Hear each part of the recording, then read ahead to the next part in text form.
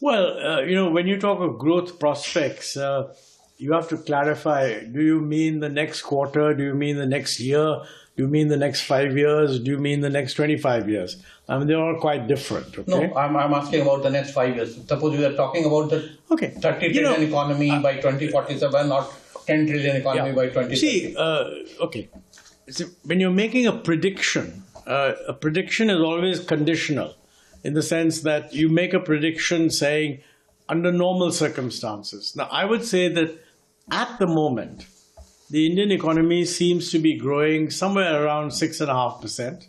And many international bodies are predicting that unless something very drastically different happens, it will continue to grow at about that rate. Ambitions are much higher because I think we have laid down, which is good, we've laid down an objective of Viksit Bharat, kind of getting out of the middle income to the bottom of the upper income level sometime around 2047. Now, to achieve that, there's general agreement that the growth rate has to be between 8 and 10%. I mean, people vary, but certainly 8% at least, and probably more. And I don't think our growth at the moment is up to that. But of course, if you ask someone in government, they will also recognize that, yes, it isn't, but we are going to make the effort in order to do that. And we have to see what that effort is. But what kind of policy changes do you think government should do to increase the growth rate? One is containing fiscal deficit, that they are trying their best. Second is they are giving different kind of incentives like PLI schemes in 14 sectors. Do you think these will help to increase the growth or something else is needed? Well, I would look at it a little differently in the sense that you mentioned the fiscal deficit. I think that's quite important. The government has not actually stated how far the fiscal deficit is going to be reduced over the next few years.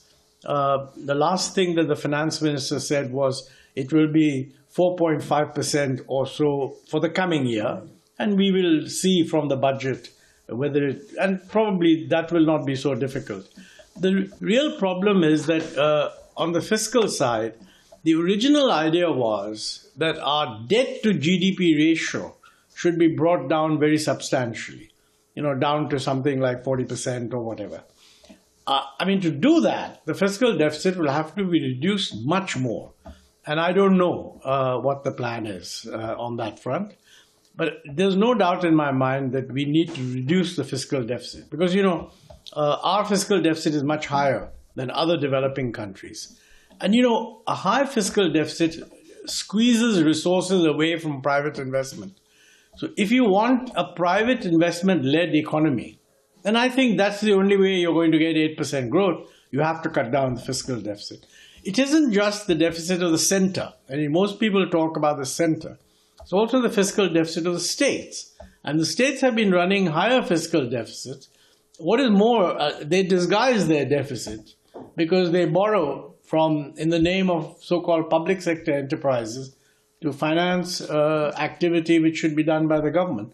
So most people think that if you combine the central government fiscal deficit with the state government deficit, you're talking of a deficit that may be close to 8% of GDP, which is more than twice the deficit in other developing countries.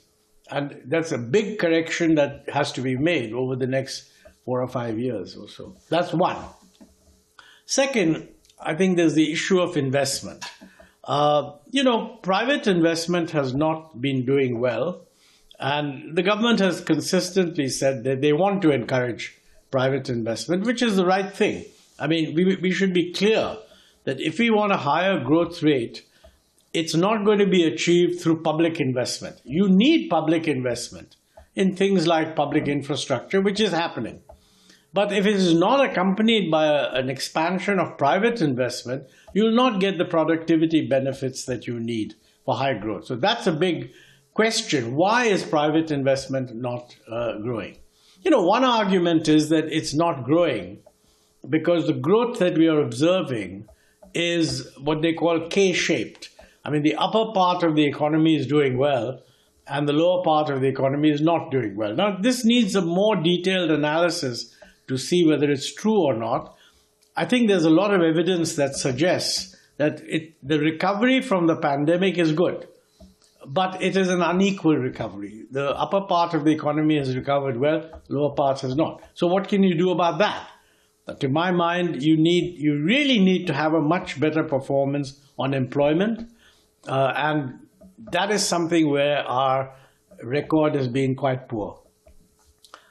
One problem there again is that, our labor-intensive exports, textiles, apparel, and so on, they have not done well. In fact, the idea was that with China sort of phasing out of certain markets, partly as a natural consequence of having become a more advanced economy, partly because there are a little bit of trade tensions right now, that China plus one gives us an opportunity. But the countries that have actually benefited from this is not India. It's Bangladesh and Vietnam. They have benefited. So I think the government needs to ask itself the question, okay, why is this happening? Talk to industry and find out from industry, why is it that our share of apparel exports is going down? Now, I know the world economy has also slowed down a bit, but why should our share go down, especially when the share of China has gone down and the share of Bangladesh and Vietnam has gone up? So I think we need to look at, there's clearly something which is not right, and that needs to be addressed.